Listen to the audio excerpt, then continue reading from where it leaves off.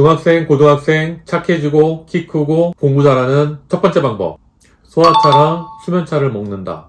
우선 소화기가 편해야지만 우리가 먹고 있는 모든 것들이 제대로 흡수가 가능합니다. 또한 소화기는 우리 기분을 가라앉혀주고 잠을 깊게 잘 수 있는 제2의 뇌라고 불리는 그러한 기관이기 때문에 소화기가 편해지게 되면 저절로 이루어집니다. 잠을 깊게 자게 해주는 수면차 같은 경우에 잠을 재워주는 게 아니라 깊게 자게 해주는 겁니다. 렘수면, 꿈을 꾸는 그러한 잠이 아니라 꿈을 안 꾸는 비렘수면에 바로 오래 들어갈 수 있게 해주는 차가 바로 수면차입니다.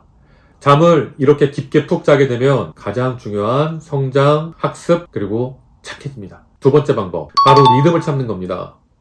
사람은 타고날 때부터 24시간 온도가 올라갔다 내려갔다 합니다. 어느 곳에 가든 변하지 않아요. 우리가 미국에 가든 한국에 가든. 유학을 갔다가 오던가 하는 친구들, 일 때문에 출장을 갔다가 오는 그런 분들한테 꼭 물어보십시오. 유럽이나 미국같이 반대쪽에 있는 나라를 왔다 갔다 하시는 분들 같은 경우에는 반드시 우리나라랑 그 나라 중에 소화도 잘 되고 잠도 잘 자는 그런 나라가 있습니다. 우리나라에서 잠도 잘 자고 소화가 잘 되는 분들이 그쪽에 가서는 잘 안 되고, 그쪽에서 잘 되시는 분들이 한국에 와서는 잘 안 되는 경우가 있습니다. 그게 바로 24시간 우리 몸을 움직이는 온도 때문에 그렇습니다. 핵심은 그 온도를 어떻게 알 수 있냐 하면 바로 소화, 식욕을 보면 알 수 있습니다. 만약에 우리 아이들이 오후 4시 이전에 소화도 잘 되고 식욕도 많이 땡긴다라고 한다면, 예를 들면 12시에 저는 너무 소화도 잘 되고 식욕도 많이 땡겨요 라고 하게 되면 아침형 인간에 가까운 거고요.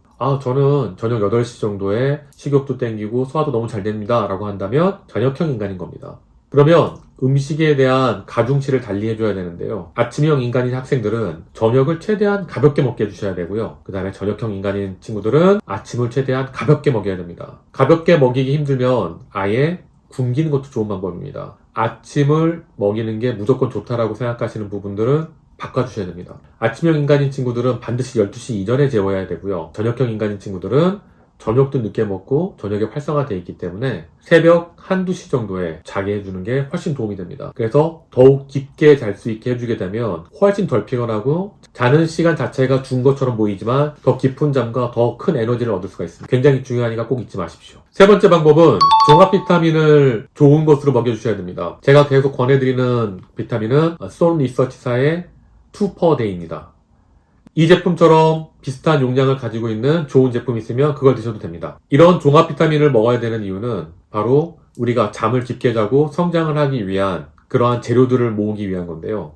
잠을 깊게 자기 위해서는 비타민 B 그리고 마그네슘 같은 것들이 필요한데요. 이런 것들을 구분지어서 여러 개를 먹는 것보다 잘 짜여진 종합 비타민을 하나 먹는 게 훨씬 낫습니다. 반드시 챙겨주시는 게 도움이 됩니다. 네 번째는 오메가3입니다.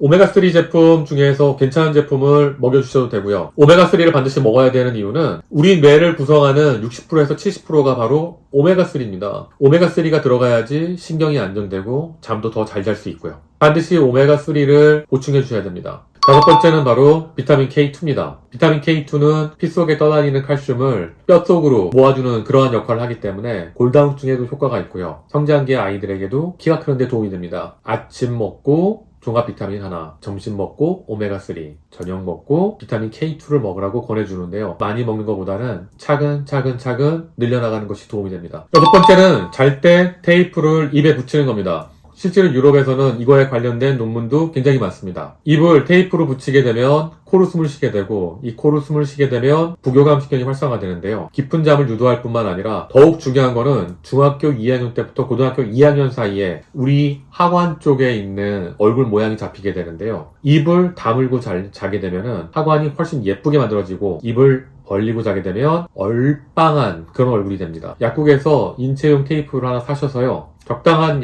정도를 잘라줍니다. 아이들 같은 경우에 입술이 약간 터진 친구들이 많기 때문에 이 테이프를 그냥 붙이게 되면은 이게 떨어지게 되면서 피가 나는 경우가 있으니까요. 반드시 립밤 같은 걸 발라주시고요. 테이프가 너무 센 경우가 있습니다. 그래서 손등에 한번 붙여서 떼서 효력을 좀 약하게 한 상태 내에서 입 가운데에 붙여주면 됩니다. 양 옆이 열려있기 때문에 숨을 쉬는데 전혀 지장이 없고요. 그 다음에 본인이 답답하면 뗄 수 있기 때문에 굉장히 안전합니다. 비염이 있는 경우에도 효과가 좋다라고 논문에 되어 있습니다. 실제로 비염 치료에 도움이 된다고요. 입을 막고 있는 동안에 코가 막혀서 문제가 될 거라고 생각하실 필요가 없습니다. 중간에 본인이 알아서 떼기 때문에요. 꼭 해주시면 도움이 됩니다. 자, 마지막 7번째입니다.